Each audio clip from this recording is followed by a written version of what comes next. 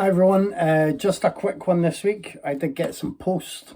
I do have some things I can show, including the Japanese Godfather trilogy, which includes Japanese Dawn and was it Japanese Godfather Revenge and Japanese Godfather Conclusion?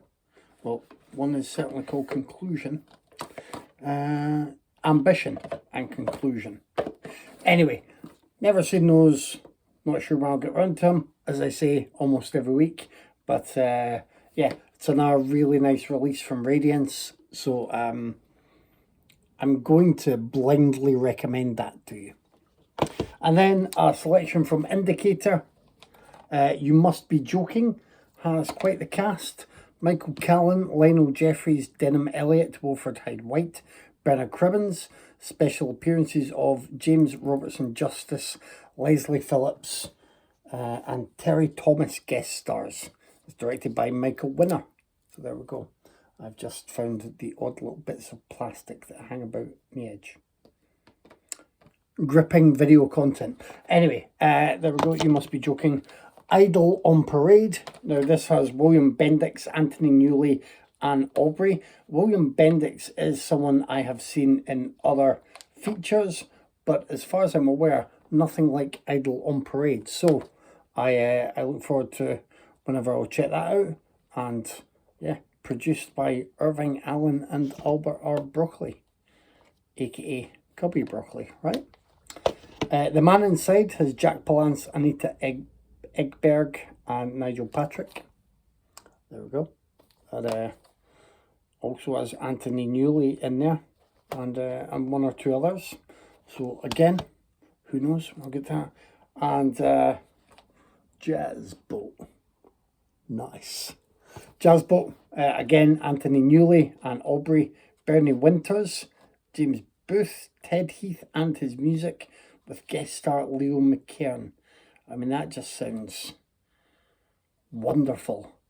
So I am looking forward to the time when I can check those out. I am trying to make time for more of my own purchases and more stuff that covers the full width and breadth of what I own and what I like to try and watch. So we shall see.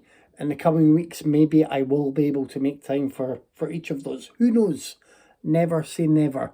Now, I would like to talk to you about editing, which is something that these videos lack, of course. But I was listening to the latest episode of Dr. AC's podcast, and I'll put the link below. It's a fine discussion of the Silence of the Lambs and other Hannibal tales, but mainly the Silence of the Lambs. And I don't think this is spoilery. Anyway, they were discussing a famous sequence at the end of The Silence of the Lambs, which is really heightened and made sensational by the editing. The editing is spot on. And it got me thinking. I know they say there are certain traits in movies that sometimes, if they're well done, you don't necessarily know how well they've been done. Editing is one of those. I have heard people discuss the fact that maybe a movie was incoherent before the editing stage, and the editor helped put all that together, and that's a film that should be recognised for its editing, but it won't because few other people know the actual starting state of the movie. That is one thing. We know when there's a lot of over editing done, you're usually watching a Michael Bay film or a Tony Scott film or Zack Snyder usually, and we know that's the case. And then there are the times when editing is pretty flawless. Now, The Silence of Lambs is one, and why I wanted to mention it is it always brings up the bad editing example that I can think of, and I know people either disagree with me or don't necessarily think of it in the same way. Now, again, there's a spoiler here. There's a spoiler for the ending of Saw 2. I quite like the Saw movies. I don't mind them.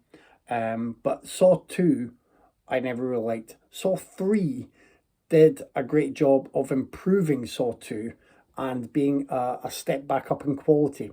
Why? Because Saw 2 has what is effectively a non-ending, but the editing gives you the impression that there's the kind of ending you got in Saw.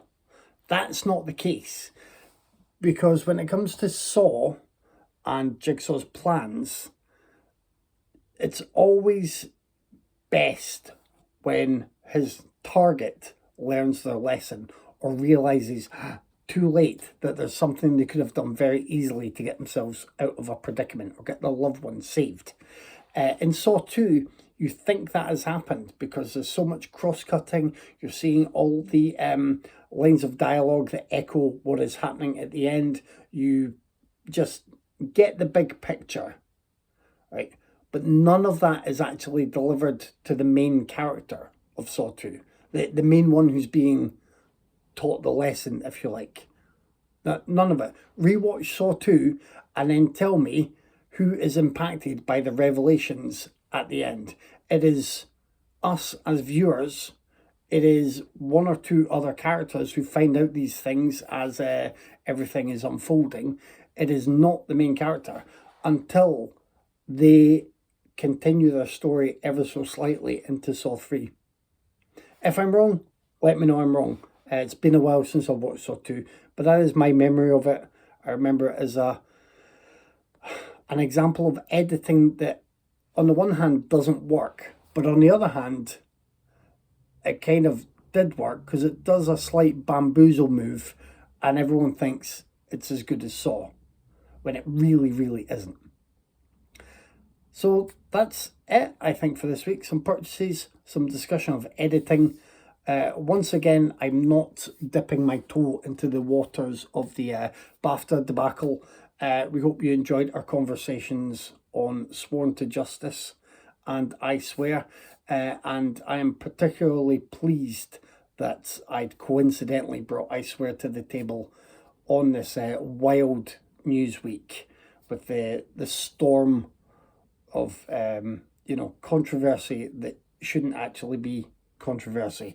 It's surrounded John Davison and had people discussing Tourette's and showing why there's still such a fight for inclusivity and acceptance, and just everything that the film I Swear explores has kind of been illustrated in the past week or so. So again, American friends, I hope you get to see it as soon as possible, and I hope you enjoy it as much as we all did. And British friends, I hope you've checked out already. If not, please do so. It is wonderful. That's it. I'm done. Yeah. Watch I Swear.